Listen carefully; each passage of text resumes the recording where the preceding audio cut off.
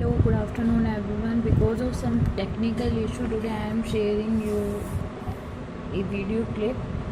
चलिए, कल हमने पढ़ा था कि एबनॉर्मल साइकोलॉजी क्या होती है, इसकी क्या क्या कैरेक्टरिस्टिक्स होती हैं। अब मैं आपको एक कंसेप्ट बता रही हूँ, what is the difference between normal behaviour and abnormal behaviour. जो नॉर्मल बिहेवियर होता है, नॉर्मल मैंने आपको बताया था कि ये नॉर्मा से आया है और इसका मतलब होता है एक स्टैंडर्ड मापन होता है। जैसे बढ़ई का स्केल होता है, अगर आपको प्रीवियस क्लास में थोड़ा सा याद हो तो मैंने आपको इसकी एक्सप्लेनेशन इसी तरह से बताई थी। तो मैं सीधा पॉइंट्स पे आ रही हूँ अभी। सबसे पहले difference between normal and abnormal behaviour के अंदर है इनसाइड बिहेवियर।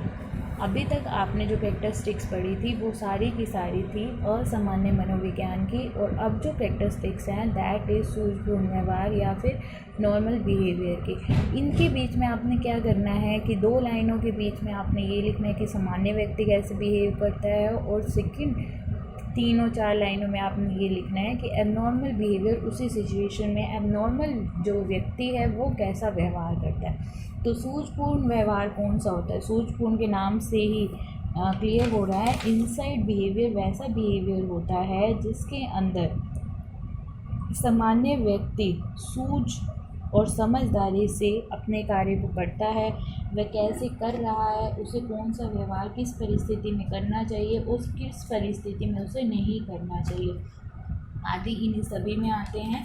ऐसे व्यक्तियों को नैतिक, अनैतिक, सही और गलत इन सब के बारे में पूरी तरह से ज्ञान प्राप्त होता है, ज्ञान रहता भी है। और अगर इसी के कंपैरिजन में मैं बात करूं कि असामान्य व्यक्ति क्या करता है, असामान्य व्यक्ति में इन गुणों की कमी पाई जाती है। सचमुच में ये ऐसा माना जाता है कि जो असामान्य व्यक्ति है उनके अंदर ये चीज़ें ना के बराबर होती हैं, क्योंकि उन्हें कुछ मॉरल वैल्यूज़ के बारे में नहीं पता, उन्हें इनमॉरल वैल्यूज़ के बारे में नहीं पता, उन्हें नहीं पता कि लोगों के साथ किस तरह से इंटरेक्ट करना है। सेकंड पॉइंट आपका है संतुलित सामाजिक समायोजन या फिर बैलेंस सोशल एडजस्टमेंट। अब इसके अंदर क्या करेगा, एक सामान्य व्यक्ति कैसा व्यवहार करेगा, अपने परिवार के सदस्यों के साथ, अपने आस पड़ोस के व्यक्तियों के साथ, अपने सहयोगियों के साथ उसका जो व्यवहार होता है बहुत ही इंटरेक्टिव होता है। वो समाज में रहता है, उसे पता है समाज के साथ किस तरह व्यवहार करना है, किस तरह उनको रिएक्शन देना है, किस तरह से एक्शन करना है, ये सब वो कोशिश करते हैं, रीति रिवाजों को मानने की पूरी कोशिश करते हैं।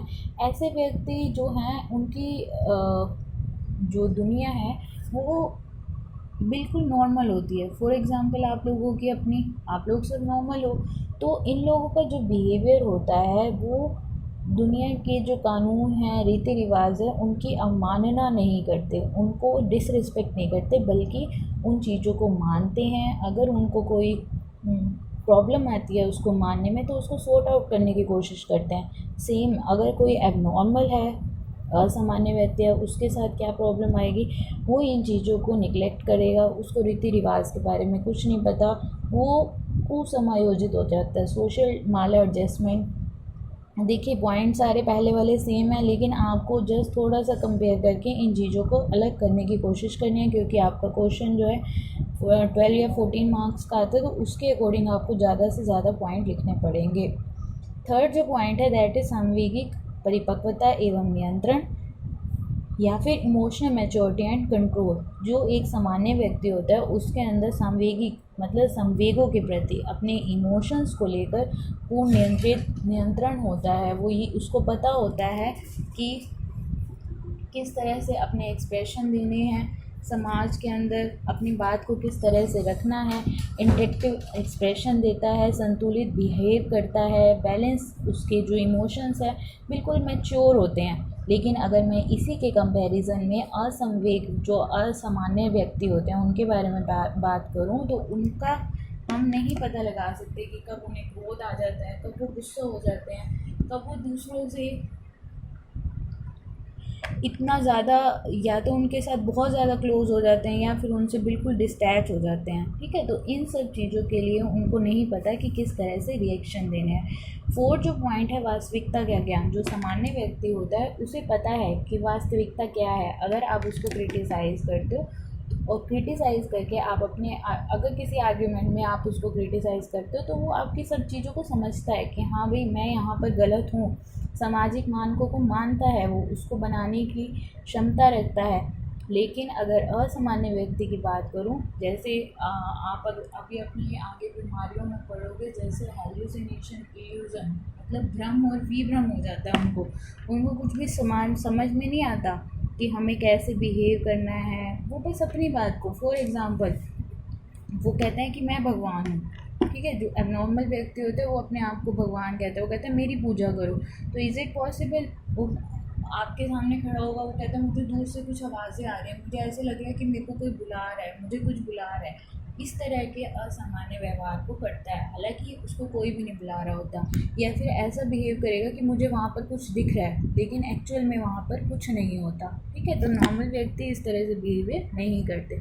नेक्स्ट है विचित्र एवं ऊटपटांग व्यवहार। विचित्र एवं ऊटपटांग का मतलब है, मैंने आपको स्टार्टिंग में भी बताया था कि अभी हम साइकोलॉजी में, इस पैथोलॉजी में कुछ इस तरह के व्यवहार को पढ़ेंगे जो बहुत ही विचित्र होते हैं। लाइक कि अगर कोई खड़ा है तो वो मूर्ति बन के बिल्कुल खड़ा रहेगा, कोई हंस रहा है तो बेमतलब पर बिल्कुल हंसता ही रहेगा विदाउट एनी रीज़न, जो असामान्य व्यक्ति होते हैं। लेकिन क्या सामान्य व्यक्ति इस तरह का व्यवहार करेंगे? बिल्कुल नहीं।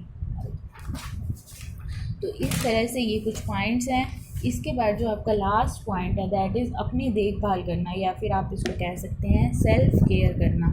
जो नॉर्मल व्यक्ति होता है वो अपनी केयर, अपनी देखभाल, अपना ध्यान रख सकता है। उसके लिए एक व्यक्ति दूसरे की आवश्यकता नहीं होती कि भाई मुझे ये काम करना है। वो मानसिक रूप से परिपक्व होता है, अपनी सिक्योरिटी, अपनी सुरक्षा, अपने स्वास्थ्य को बनाए रखना, इन सब चीज़ों के लिए वो भली भांति जानता है कि उसको क्या करना है। उसका अस्तित्व खतरे में पड़ जाता है यदि अगर वह, मान लीजिए कभी भी, जो अगर मैं दूसरी और असामान्य व्यक्ति की बात करूं जो व्यवहार में कुशल नहीं है, वो अपनी देखभाल नहीं कर सकता, अपने आप को सुरक्षा प्रदान नहीं कर सकता, तो उसकी जो एग्जिस्टेंस है, उसका जो अस्तित्व है वो खतरे में पड़ जाता है, जिसकी वजह से वो और ज़्यादा डिप्रेस हो जाता है और स्ट्रेस में भी चला जाता है। और पहले ही एबनॉर्मल बिहेवियर कर रहा था, अब उस एबनॉर्मल बिहेवियर की वजह से वो और ज़्यादा एबनॉर्मेलिटी की साइड मूव ऑन कर जाता है। इसके बाद कुछ डेफिनेशंस आएंगी कि एबनॉर्मल बिहेवियर क्या होता है।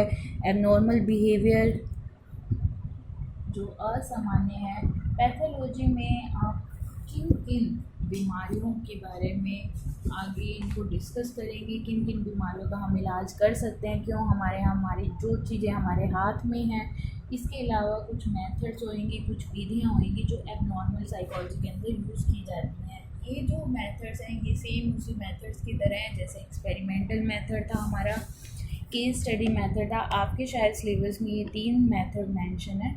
तो कल हम इन मेथड्स के बारे में थोड़ा सा रिव्यू लेंगे।